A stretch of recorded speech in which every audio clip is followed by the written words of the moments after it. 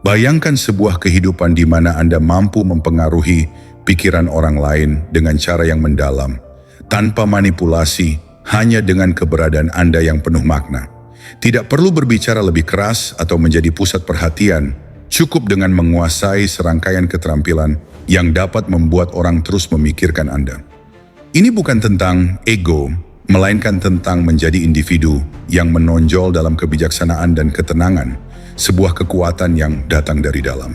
Dalam perjalananku mempelajari filsafat Stoik, saya menemukan bahwa perhatian dan kesan yang mendalam bukanlah tentang betapa kerasnya kita berusaha, melainkan seberapa baik kita mengendalikan diri dan merespon dunia.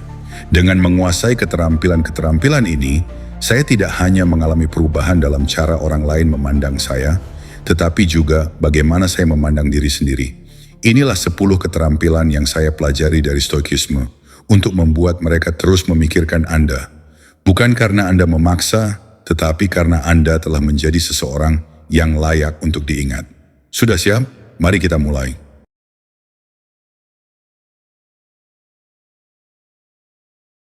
Pertama, menguasai keteguhan diri. Salah satu keterampilan paling dasar dan paling berpengaruh yang saya pelajari dari Stoikisme adalah keteguhan diri. Di dunia yang penuh dengan ketidakpastian, kemampuan untuk tetap tenang dan tegar dalam menghadapi tantangan membuat kita menonjol. Ada saat-saat dalam hidup saya ketika semuanya terasa kacau.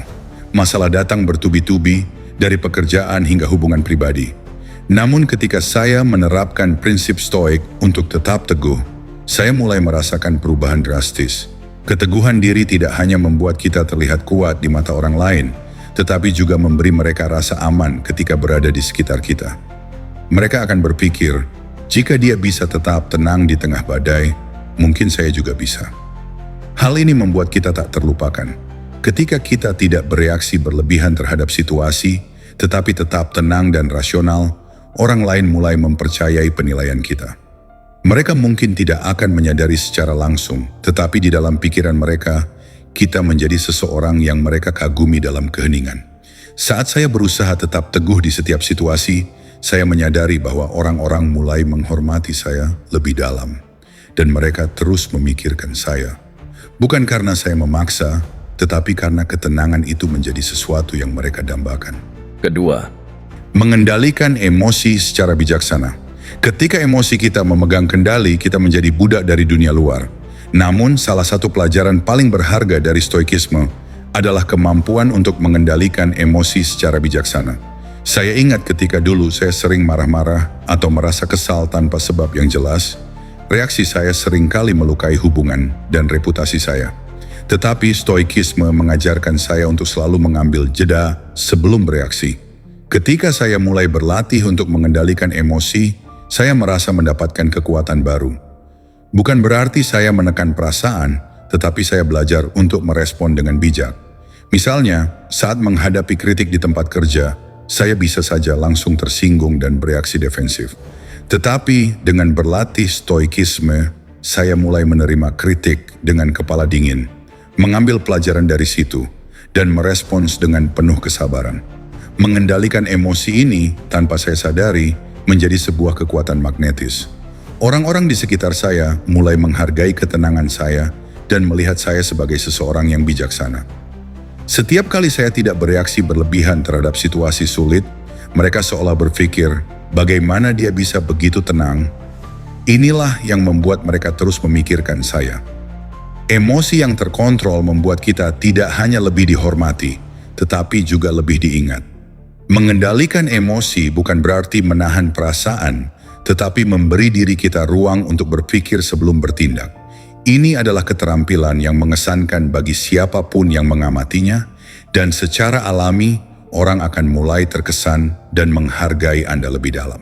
3. Berbicara dengan ketulusan dan makna. Salah satu hal yang saya pelajari dari Stoikisme adalah kekuatan kata-kata yang diucapkan dengan ketulusan. Sebelum saya memahami filosofi ini, saya sering berbicara tanpa berpikir, membuang kata-kata tanpa memikirkan dampaknya. Tetapi kemudian saya menyadari bahwa setiap kata memiliki bobot dan dapat mempengaruhi bagaimana orang memandang kita. Stoikisme mengajarkan saya untuk hanya berbicara ketika saya memiliki sesuatu yang bermakna untuk dikatakan. Dengan menguasai seni berbicara secara tulus, saya memperhatikan bahwa percakapan menjadi lebih dalam dan bermakna.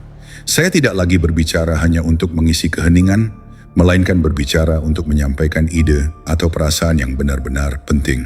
Orang-orang mulai memandang saya sebagai seseorang yang bijak, bukan karena saya banyak bicara, tetapi karena setiap kata yang keluar dari mulut saya memiliki nilai. Ketulusan ini memengaruhi bagaimana orang mengingat saya.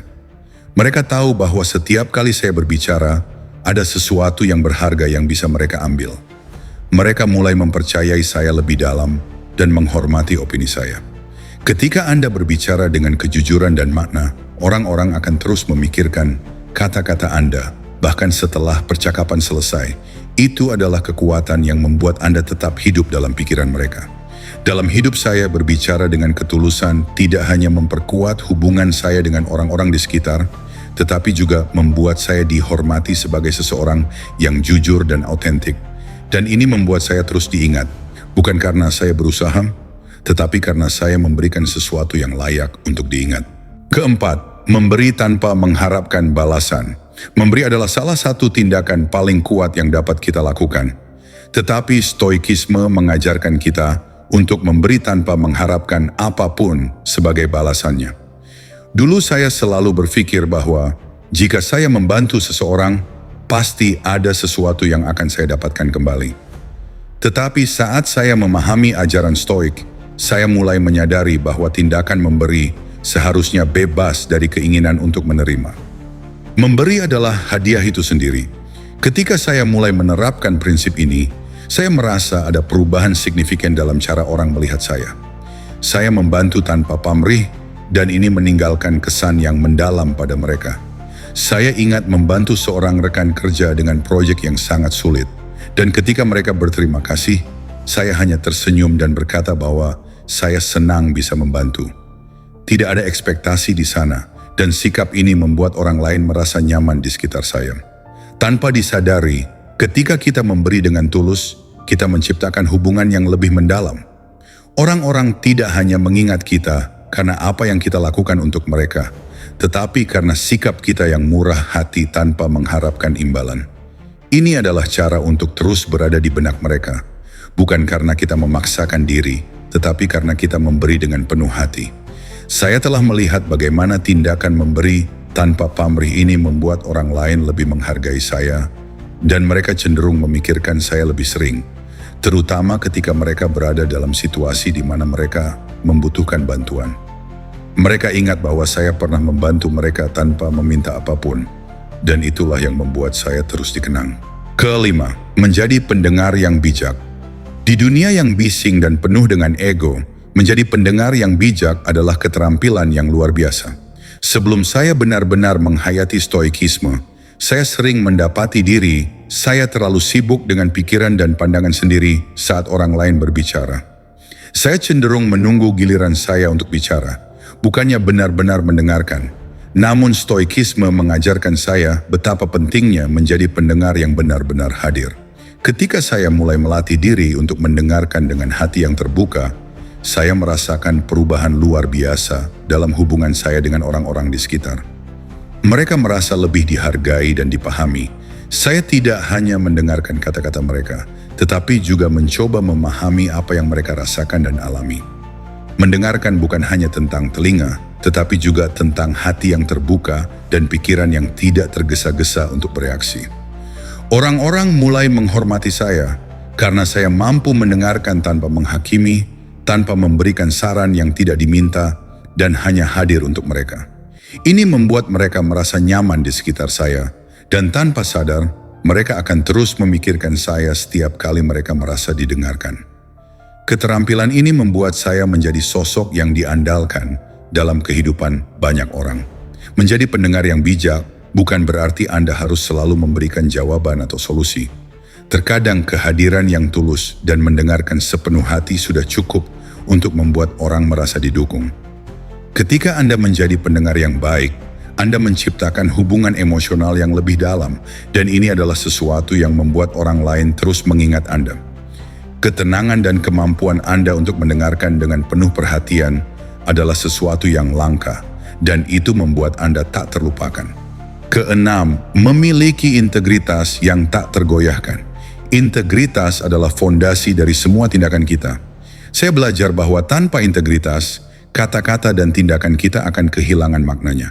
Dalam kehidupan saya sering dihadapkan pada pilihan-pilihan yang bisa menggoda saya untuk mengambil jalan pintas atau mengabaikan nilai-nilai yang saya yakini. Namun, stoikisme mengajarkan saya bahwa integritas bukanlah sesuatu yang bisa ditawar. Anda harus menjadi orang yang jujur, baik ketika orang lain melihat maupun ketika tidak ada yang mengawasi. Dengan mempraktikkan integritas yang tak tergoyahkan, saya melihat bagaimana orang-orang mulai mempercayai saya lebih dalam. Mereka tahu bahwa saya akan berpegang teguh pada prinsip saya, apapun situasinya. Ini menciptakan kesan yang kuat di benak mereka. Mereka tahu bahwa saya adalah seseorang yang dapat diandalkan, dan ini membuat saya tetap berada dalam pikiran mereka bahkan saat saya tidak ada. Ada sebuah momen di mana saya dihadapkan pada situasi sulit di tempat kerja. Saya bisa saja memalsukan laporan untuk mendapatkan hasil yang lebih cepat, tetapi saya memilih untuk tetap jujur meskipun itu berarti lebih banyak pekerjaan. Tindakan kecil ini mungkin tampak sepele, tetapi bagi rekan kerja saya, ini meninggalkan kesan yang mendalam. Mereka mulai melihat saya sebagai seseorang dengan integritas, dan itu membuat saya lebih dihormati. Integritas adalah kekuatan yang diam-diam, tetapi sangat berpengaruh. Ketika Anda dikenal sebagai orang yang berpegang pada prinsip-prinsip Anda, orang lain akan selalu memikirkan Anda dalam konteks yang positif. Anda menjadi seseorang yang mereka percayai, dan ini menciptakan hubungan yang bertahan lama, bahkan dalam pikiran mereka. Integritas tanpa Anda sadari akan membuat Anda menjadi sosok yang terus diingat. Ketujuh, menghargai waktu orang lain. Salah satu pelajaran paling mendalam yang saya pelajari dari stoikisme adalah tentang menghargai waktu, baik waktu kita sendiri maupun waktu orang lain.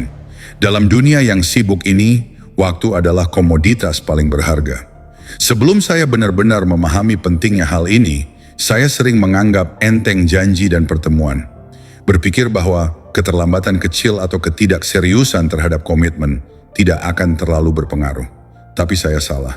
Ketika saya mulai menghargai waktu orang lain, saya melihat perubahan besar dalam cara mereka memperlakukan saya.